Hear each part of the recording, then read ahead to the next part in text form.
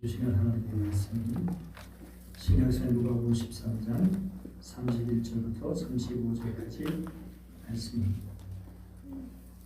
신약성경 618쪽 말씀을 교독해서 읽겠습니다. 곧 그때 어떤 바리새인들이 나와서 이르되 나가서 여기를 떠나소서 헤롯이 당신을 죽이고자 합니다.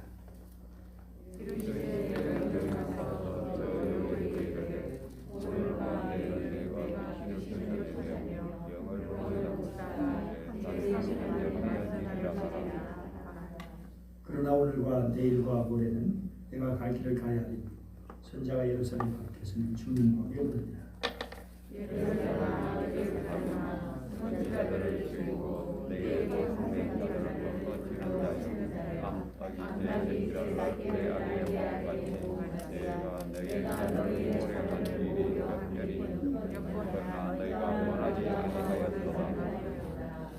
오라 너희 집이 황폐하여 버림받아 내가 너희에게 이르노니 너희가 주의 이름으로 오시는 이를 찬송하리라 할 때까지는 나를 보지 못하리라 하시니라. 우리 많은 길을 걷게 됩니다. 그 길은 편하고 쉬운 길도 있지만 어렵고 힘든 길도 있습니다. 특별히 원치 않을지라도 가야만 하는 그런 길도 있습니다. 다시 돌아올 수 없는 긴 이별의 무거운 발걸음을 옮겨야만 하는 한 시인의 노래가 여기 있습니다. 제목 전라도길이라는 시입니다. 부제를 보면 더욱 가슴을 시리게 합니다.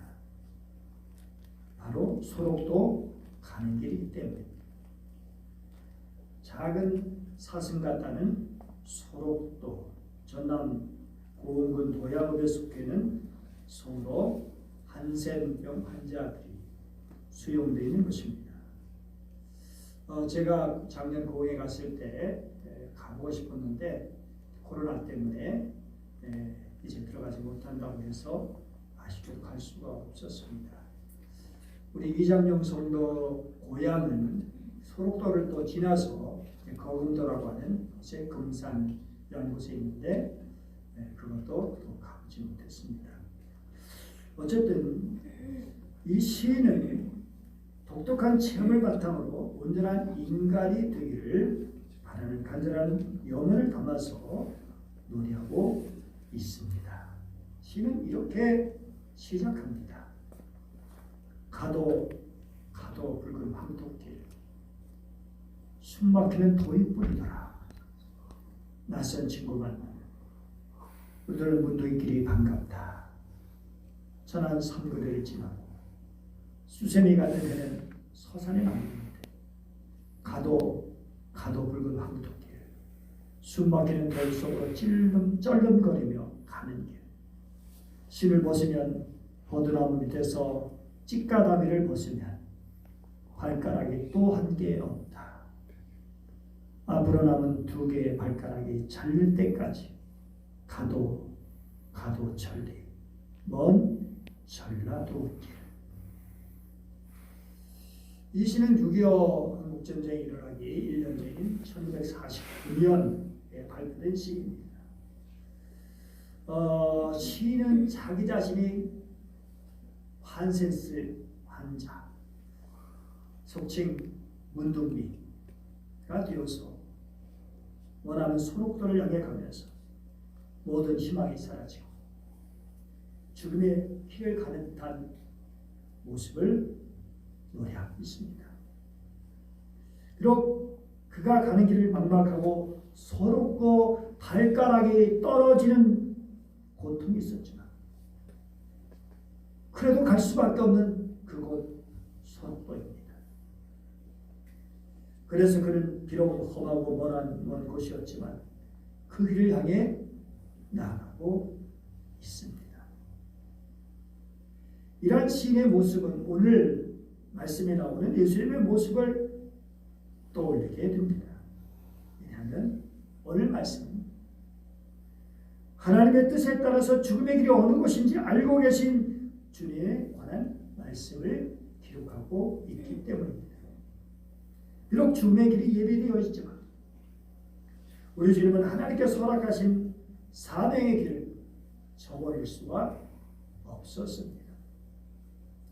시편 23편 그야말로 사망의 음침한 골짜기를 지날 때 쓴 시입니다.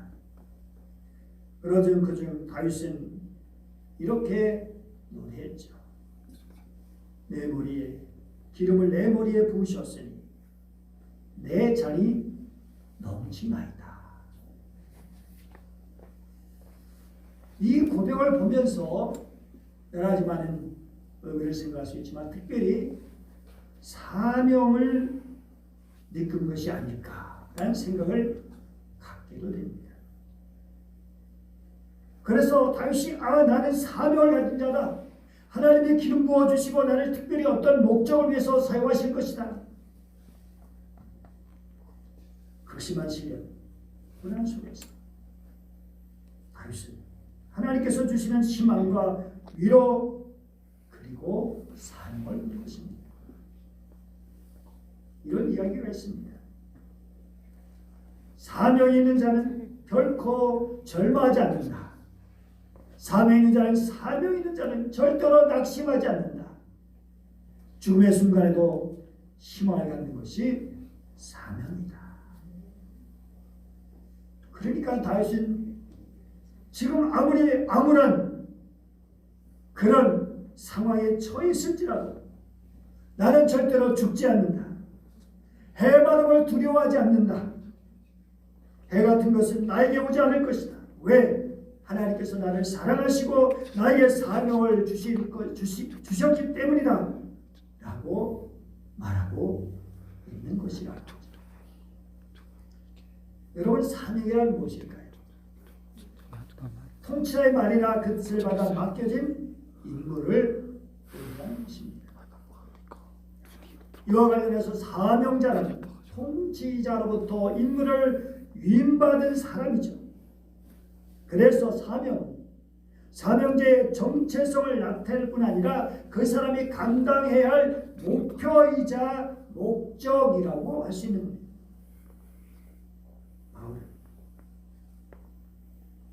하나님의 그 복음을 전하는 일이 주님께서 자신에게 주신 사명이라고 사도행전 20장 24절에서 고백했습니다. 그리고 고린도서 9장 17절 말씀 보면 나는 사명을 받았노라 라고 분명하게 고백했습니다. 그래서 그 사명의 길을 그 어떤 어려움이 있어도 묵묵하게 걸어갔던 것입니다. 사명자가 사명의 길을 가지 않는 것이 곧 죽은 인생이다 라고 말할 수 있습니다. 우리는 분명한 정체성과 사명감을 가지고 살아가지 않으면 수많은 유혹을 이겨내지 못하고 결국에는 믿음에서 파선할 수밖에 없습니다. 특별히 디모데전서 1장 18절에서 20절까지 보면 믿음과 착한 양심을 가지라 어떤 이들은 이 양심을 버렸고 그 믿음에 관하여는 파선하였느니라고 말하고 있어요. 그런데 그가 누구냐? 후메네오와 알렉산더 같은 사람.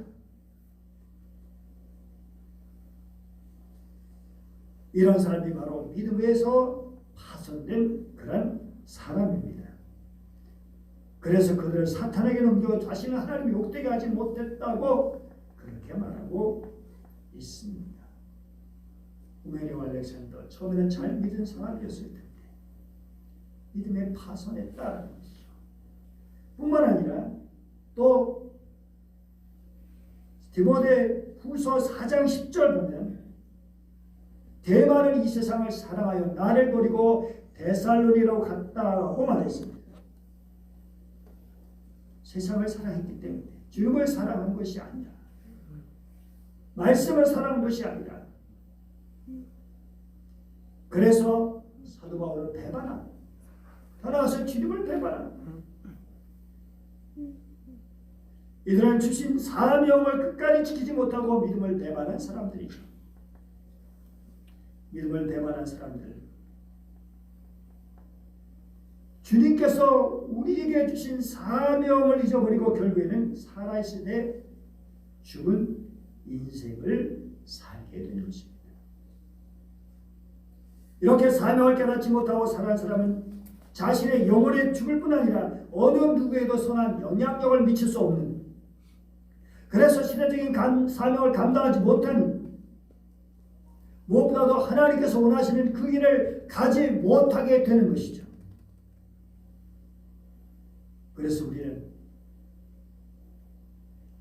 복음으로 시대적인 사명을 감당하기 위해서, 믿음으로 살아가기 위해서 사명자의 길을 걷는 것이 너무나 중요합니다. 우리가 예수를 믿으면 누구나 사명자입니다. 주님의 명령이 우리에게 임하기 때문에 그렇습니다. 오늘 말씀은 곧 그때라는 그런 말로 시작하고 있습니다. 이것은 앞선 단락과 연결되는 거죠. 18절 30절을 통해 예수님께서 하나님의 나라에 대해서 교훈하고 계실 때를 의미하죠. 그때 누가 나왔느냐? 바로 바리새인들이 나왔습니다. 성자학자 바클레이는, 성서주석자죠. 바클레이는 이 바리새인들의 유형을 이렇게 묘사했습니다. 우선 늘 선행을 과시하는 업계 바리새인, 아주 그냥 자기 선행을 과시하는, 또 언제나 적당한 구실을 만들어 선행을 다음 날로 미루어 기다리게 하는 바리새인, 길에서 여자를 쳐다보지 않기 위해 눈을 가리고 다니다가 무엇에 부딪혀 상처를 내든가 피 흘리는 바리새인, 이것을 또 자랑스럽게 여기는 거죠. 짐짓 겸손을 나타내고자 등을 굽히고 다니는 절구공이나 곱사 등이 바리새인, 또 매사에 언제나 선행을 계산하는 타산적인 바리새인, 하나님의 진노를 항시 두려워하는 겁쟁이 바리새인, 그리고 아브라함을 경고로 삼아 믿음과 자비로 살아보자 하는 하나님을 사랑하는 바리새인. 그래서 나쁜 바리새인과 선한 바리새인의 비율이 6대1이었던 것으로 보고 있습니다. 정말 그러면 오늘 본문에 나온 이 바리새인은 어떤 종류의 유행이었을까요? 그들은 이렇게 말했습니다. 여기를 떠나소서. 헤롯이 당신을 죽이고자 합니다. 어떻게 보면 이들은 예수님 편에 서서 예수님을 몹시 생각하는 사람들, 그래서 예수님을 도우려고 하는 사람들인 것처럼 보입니다. 그러나 그 뒤에 말씀을 밀어보면 그게 아니라는 것을 알 수 있습니다. 그 뒤에 주님이 뭐라고 말씀하시죠? 너희는 가서 저 여우에게 이르되, 이 말씀 통해서 우리는 바리새인들이 헤롯의 사주를 받아가지고 예수님을 위협하고 그 지역에서 떠나기를 도모했던 그런 계략을 썼던 것을 보게 됩니다. 바리새인들은 예수를 두려워했습니다. 베레를 떠나서 유대로 가기를 바랬던 거죠. 그렇게 된다면 예수를 잡을 수 있는 기회가 올 것으로 여겼던 거죠. 서기관과 바리새인들은 거의 2년 동안이나 예수님을 죽이고자 했고, 최근에도 2차례씩이나 예수님을 돌로 치고자 했습니다. 그렇지만 예수님의 의지는 뚜렷했죠. 32절 말씀, 너희는 가서 저 여우에게 이르되, 오늘과 내일은 내가 귀신을 쫓아내며 병을 고치다가 제3일에는 완전해지리라 하라. 여러분 다 알 수 있는 이야기지만 이소무아의 여우와 까마귀가 있습니다. 까마귀가 치즈 한 덩어리를 훔쳤어요. 나무에서 이제 먹으려고 하는데 지나가던 배고픈 여우가 그 모습을 보고 조금 달라고 부탁해요. 그러나 까마귀는 이런지아에 거절하죠. 그러자 여우는 까마귀를 칭찬합니다.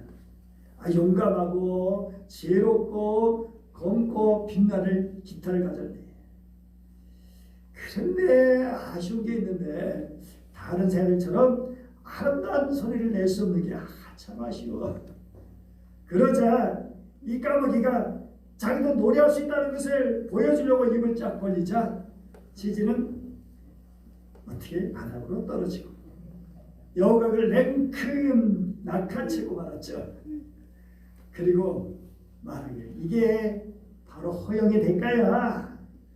칭찬을 조심하라고. 이야기는 교활한 욕심쟁이 여우가 오히려 훈계하는 인상을 풍기는 내용이지. 유대인들은 여우는 동물 중에서 가장 간교하고 가장 해로운 짐승으로 무가치하고 아무 쓸모없는 인간의 상징으로 보았습니다. 그런데 예수님은 당시의 갈릴리와 베레아 통치자였던 헤롯 안티파스를 여우라고 부르셨어요. 정말 예수님 자신을 그의 관할 지역 밖으로 쫓아내려고 하는 헤롯의 그 교활함, 간사함, 그것을 간파하셨기 때문이죠. 헤롯 가문을 보면 헤롯 가문의 제일 먼저 위에 헤롯 안티파스 2세가 있고 그 밑에 이제 헤롯 대왕이 나오죠. 이 사람은 아기 예수님을 죽이려고 했던 사람이고, 그리고 그의 아들 가운데 헤롯 안티파트로스, 오늘 나오는 헤롯입니다. 오늘에 나오는 헤롯은 세례 요한을 죽인 사람이에요. 그리고 또 밑에 손자 헤그리파 1세는 사도 야고보를 죽인 사람이에요. 4명의 헤롯이 복음서와 사도행전에 나오는데 그 중에 3사람이 다 이런 살인자의 집안이었던 것을 볼 수 있습니다. 이런 그런 자들, 정말 그래서 헤롯하면 우리는 머리를 절레절레 흔들게 되죠. 오늘날 권력자들은 또 다른 헤롯 가문 그리고 트럼프 같은 지도자가 되어서는 안 될 것입니다. 예수님은 권세자의 무법적인 태도 앞에 굴하지 않고 이렇게 말씀하십니다. 33절이죠. 같이 읽어보시죠. 시작. 그러나 오늘과 내일과 모레는 내가 갈 길을 가야 하니 선자가 예루살렘 밖에서는 죽는 법이 없느니라. 여기 갈 길을 가야 하니, 이것은 어떤 길일까요? 예수님의 사역의 내용이죠. 바로 귀신을 쫓아내고 병을 고치라, 제3일에 완전하여지는 그런 모든 사역을 의미하죠. 오늘은 현재입니다. 현재 주님이 하시고자 하는 일, 하시는 일, 주님이 하시고자 하시는 일이 현재고, 내일은 예루살렘에 이까지 남아있는 미래고, 그리고 제3일, 완전하게 된 제3일은 예수님의 죽음과 부활을 상징하는 것이죠. 주님께서 우리 죄인들을 위해서 십자가를 지시고 부활하심으로 구원을 완전히 이루시는 것을 알았죠. 그렇습니다. 예수님께서 완전하여 정말 완전히 이루시는 그런 일인데 십자가의 죽으심과 부활하심. 그런데 이것은 헤롯 안티파스의 시간표에 의해 결정되는 것이 아니라, 너희에서 좌우되는 것이 아니다. 이것은 하나님의 뜻과 하나님의 섭리에 따라서 정해진다는 그런 말씀이죠. 지금은 교활한 헤롯, 간사한 헤롯 안티파스나 바리새인들이 아무리 치밀한 책략을 구사해서 예수님을 목숨을 찾을지라도 그들은 결코 자기들의 목적을 이룰 수가 없는 것이죠. 왜냐하면 예수님께서 수행할 지상 과업이 아직도 남아있기 때문입니다. 그 다음에 하나님의 시간, 즉 제3일에 예수님께서 죽음과 부활로 모든 것을 이루고 완전케 하실 것이기 때문에 히브리서 2장 10절 말씀 한번 보시죠. 시작. 하나님께서는 만물을 창조하시고 만물을 보존하신 분이십니다. 그러므로 하나님께서 많은 자녀를 영광에 이끌어 드실 때에 그들의 구원의 창시자를 고난으로서 완전하게 하신다는 것은 당연한 일입니다. 이 길은 다른 사람이 대신 갈 수 없는 길이에요. 어느 누구도 대신할 수 없죠. 오직 주님만이 갈 수 있는 그 길이었습니다. 그래서 예수님은 헤롯의 유혹과 유대인들의 배척에도 불구하고 친히 그 길을 가셔야 했던 것입니다. 그리고 그 사명을 모두 감당할 곳에 도달하기까지 어떤 권세도 막을 수 없다는 강한 선언이신 것입니다. 선자가 예루살렘 밖에서는 죽는 법이 없느냐. 예수님은 예루살렘에서 죽게 되심으로 메시아의 사명을 완수하실 겁니다. 그런데 그때까지는 다른 곳에서 헛된 죽음을 맞이할 수 없다는 것입니다. 그래서 예수님은 당신에게 주어진 사명을 감당하기 위해서 죽음의 길을 마다하지 않으시고 그 길을 또목 걸어가시는 그런 모습을 보여주신 것입니다. 여우는 어린 양을 자기 마음대로 할 수가 없는 것입니다. 오늘날 다양한 요소들이 우리를 낙심하게 만듭니다. 좌절하게 만들고 우울하게 만들고 포기하게 만들고 조용하게 억압하기도 합니다. 그래서 믿음의 길, 진리의 길, 십자가의 길을 걷는 주의 자녀들 세상에 회유를 받기도 하고 유혹을 받기도 하고 억압을 당하기도 하고 그래서 지치고 포기하게 되고 낙심하고 좌절하게 되고 믿음의 길을 걷는 것을 중단하게 만들고 있습니다. 심지어 엘리야조차도 이세벨의 위협을 받아서 자기 생명을 위해서 그렇게 온종일 광야로 걸어가요. 저 종을 데려가다가 자기 사원을 데려가다가 부엘세바에 남겨두고 자기는 더 밑에 남쪽 네게브 남방으로 얼마나 더웠겠어요. 온종일 태양빛에 뛰는 그 길을 걸어가요. 엘리야의 초라한 모습. 그러면서 자기 혼자 남았다고 하나님께 말하게 됐던 그런 모습입니다. 하지만 우리 예수님은 자신을 죽이려 한다는 협박 앞에서도 오히려 담대하게 주어진 사명을 감당할 것이라고 선언하셨습니다.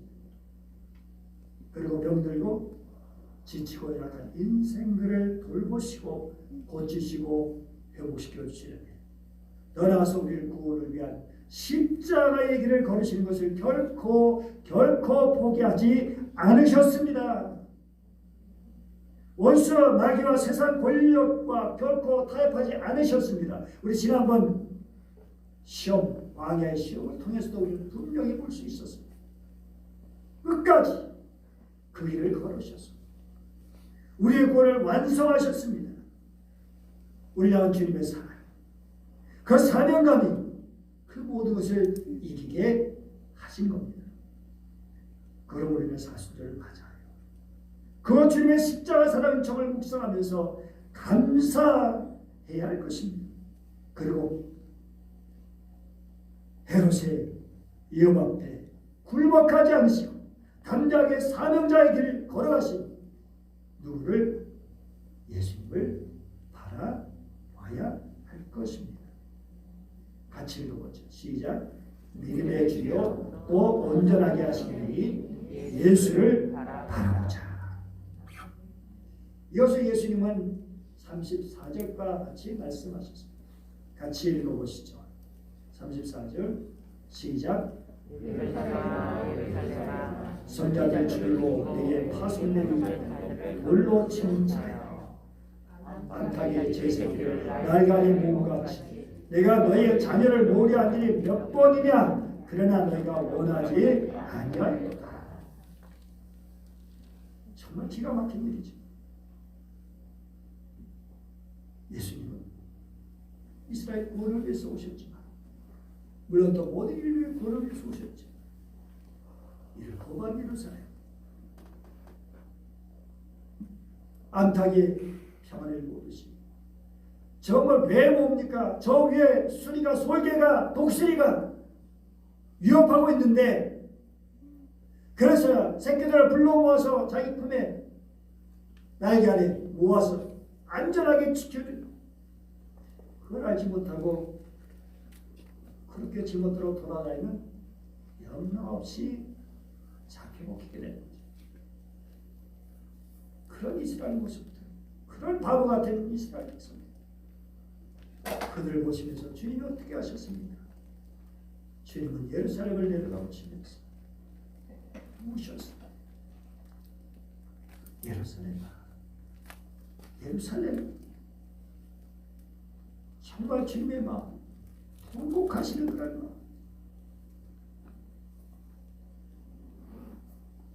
그렇게 그들을 사랑해서 오셨는데, 배신된, 거부된 사람, 그 예루살렘 멸망할 것을 내다보시면서, 도리에 돌 하나 남지 않고 다 무너질 것을 내다보시면서 주님은 탄식하지 않을 수 없으셨다는 거죠. 여러분, 유대인에게 예루살렘은 그야말로 삶의 중심지, 정신적인 지주 역할을 하는 곳이죠. 그러나 그럴지라도 그런 도시가 거룩과 공의를 저버리고 살인자의 도시가 되어버렸습니다. 그러니 예수님은 예루살렘아 선자를 죽이고 내게 파송된 자를 돌로 치는 자여 라고 말씀하셨던 거죠. 사랑해요. 주님의 사랑을 잊지 마십시오. 안타기 영아이들을, 자기 새끼들을 날개 아래 몸같이 지금도 우리 주님은 그렇게 일하고 계십니다. 수많은 사람들, 우리를 보호하시기 위해서, 그리고 아예 주님 알지 못하는 많은 인생들을 불러보시기 위해서 교회를 사용하시죠. 당신의 종들, 당신의 백성들을 사용하시는 것이죠. 그런데도 불구하고 고집 피우고 끝까지 오지 않는다면 어떻게 될 것이냐라는 거죠. 여러분, 오늘 말씀 보니까 정말 보라, 35절, 너희 집에 황파하여 버림받으리라.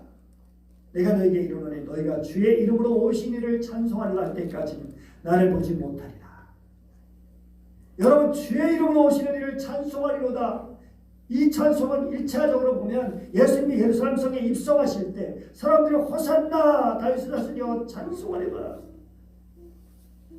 그렇게 찬송했죠. 그런데 또 다른 면에서 보면 재림 때의 모든 백성이 부르게 될 찬송, 찬양.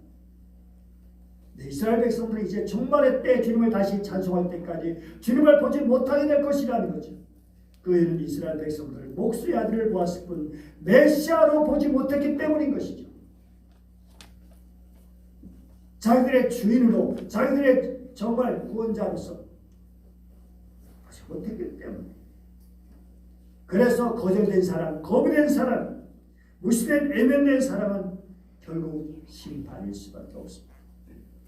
요한복음 3장 16절 18절 말씀이죠.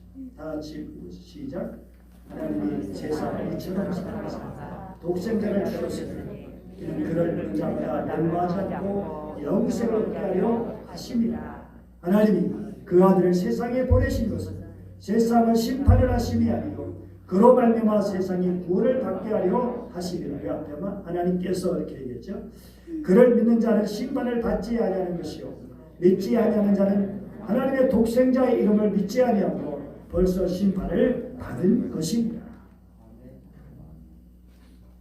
심판을 받은 것, 이미 믿지 않은 사람은 이미 심판을 받은 것입니다.